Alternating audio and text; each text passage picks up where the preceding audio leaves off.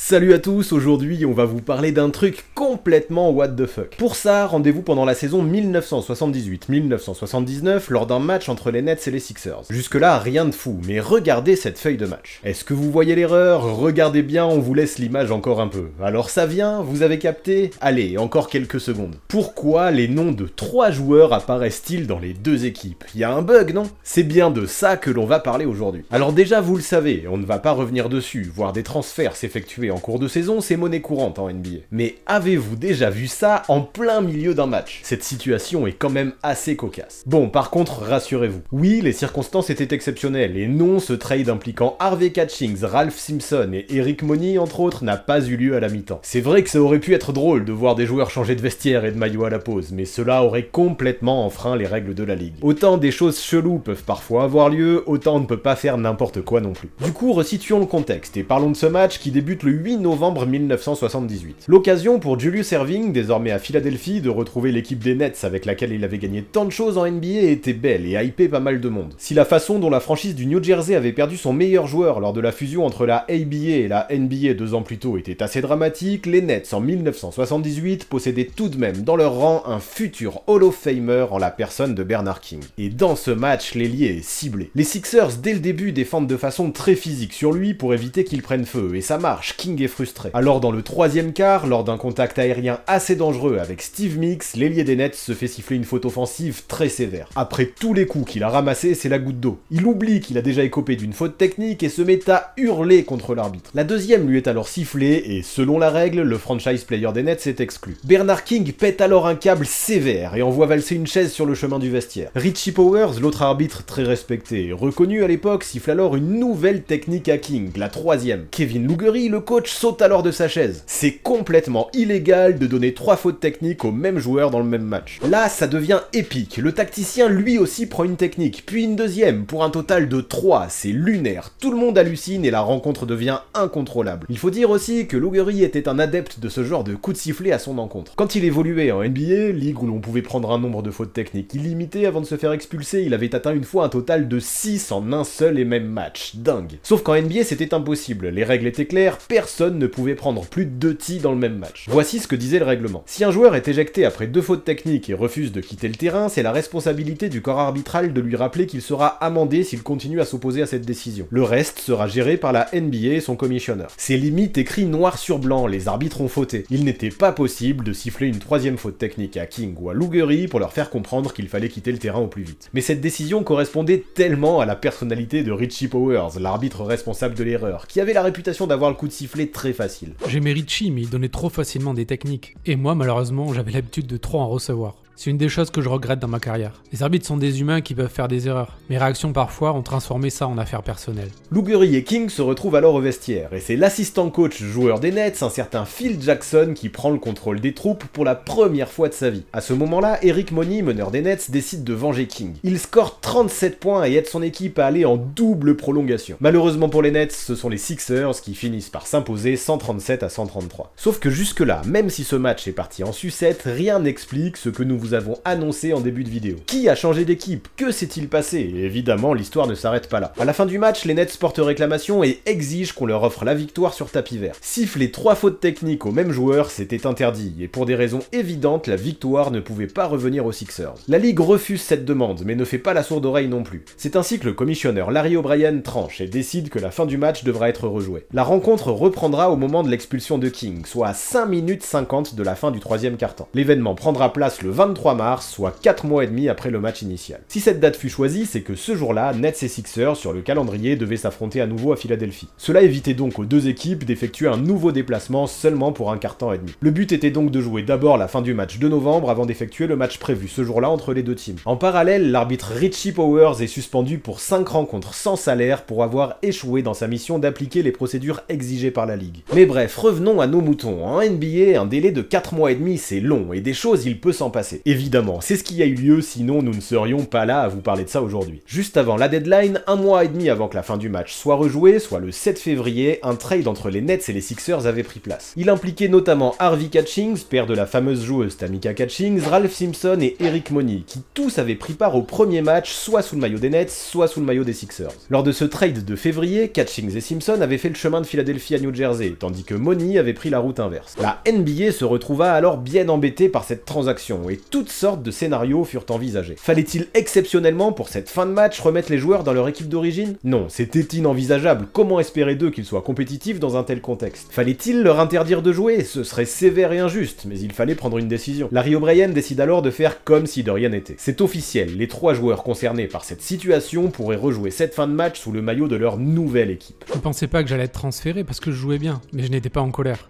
Avec Catchings et moi étions de bons amis. Je connaissais aussi Kevin Gregory via la ABA. Nous avions un respect mutuel l'un envers l'autre. Mais ce match, ça a été la situation la plus étrange que j'ai jamais vécue. Ça me faisait rire, ça faisait rire Julius Erving aussi. Tout le monde trouvait ça tellement bizarre. Dans ce contexte très étrange où de nouveaux arbitres furent choisis, les Sixers s'imposèrent une nouvelle fois, et aucune technique ne fut sifflée. Le souvenir restera quand même étrange dans la tête de certains. Ça m'a un peu fait mal de marcher au bord du terrain et de voir mes anciens coéquipiers. Je pensais qu'il n'y avait pas moyen que la ligue nous laisse faire ça. Quand j'ai vu que le tableau de marque affichait 5 minutes 50 et que j'ai aperçu les gars avec qui j'ai joué pendant 4 ans et demi, ça m'a retourné. Daryl Dawkins m'a chambré à ce propos pendant toute la rencontre. Petite anecdote intéressante encore concernant Eric Money. Vous vous rappelez plutôt quand l'on disait qu'il avait mis 37 points dans la première fin de match depuis annulée? Eh bien forcément, cette perf n'a pas été comptabilisée. On a l'impression d'ailleurs qu'à ce sujet, le meneur a encore un peu de seum en lui. Ce n'est pas comme si je n'avais pas scoré ces 37 points. Je les ai mis, c'est juste la ligue qui ne les a pas validés. Au final, sa perf se sera arrêtée à 23 points, 19 chez les Nets et 4 chez les Sixers. Il est le seul des 3 joueurs transférés à avoir scoré dans cette fin de match rejouée, surnommé aux États-Unis le Make-up Game. À la fin du Make-up Game, Julius Erving est venu me voir et m'a dit qu'au moins, cette fois, je me retrouvais dans l'équipe gagnante. En d'autres termes, il me faisait comprendre que j'étais sorti gagnant de ce transfert.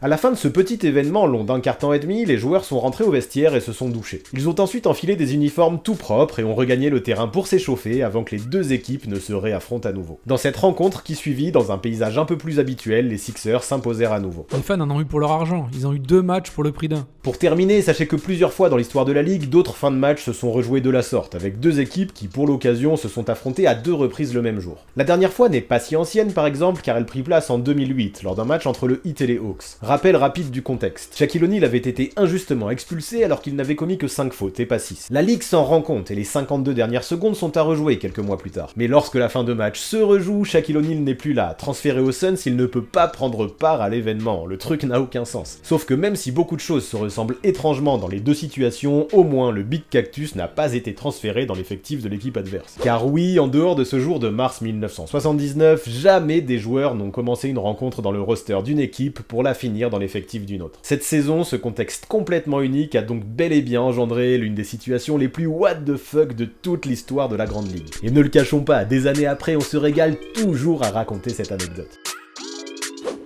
Avant de partir, pensez à vous abonner à la chaîne de Basket Info, mais aussi à celle du 6ème homme afin d'obtenir 2 visions complémentaires de la NBA. Les dernières vidéos mises en ligne apparaissent juste sous vos yeux.